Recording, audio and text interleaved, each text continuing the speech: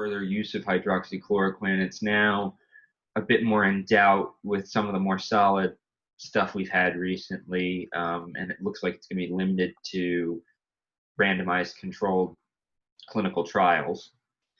Do you see the situation improving in terms of drug supply, or are your patients, does it look like they're going to be going to weird parts of town to find obscure pharmacies for a while now? Some of it is getting a little bit better. Okay. But it really is a big burden, and we are all trying to look out for our patients.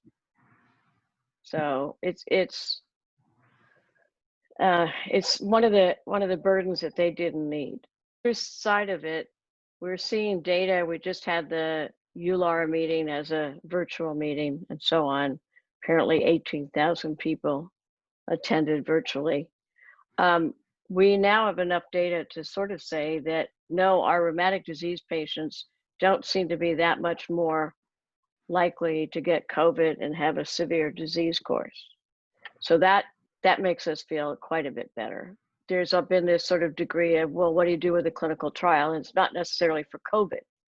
You know, it's probably for one of the rheumatic diseases. Maybe it's a JAK inhibitor, and they're all in development. And we want to make sure that patients stay in these trials. We don't want to suddenly withdraw them from an experimental therapy when they've done all this stuff to be able to enroll in the protocol.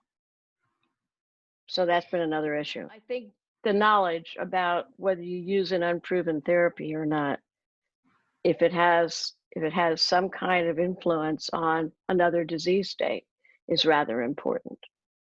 So as long as there's only randomized controlled trials for hydroxychloroquine, then they're probably not going to be of sufficient size to really influence the availability of the drug for our lupus patients who need it so much.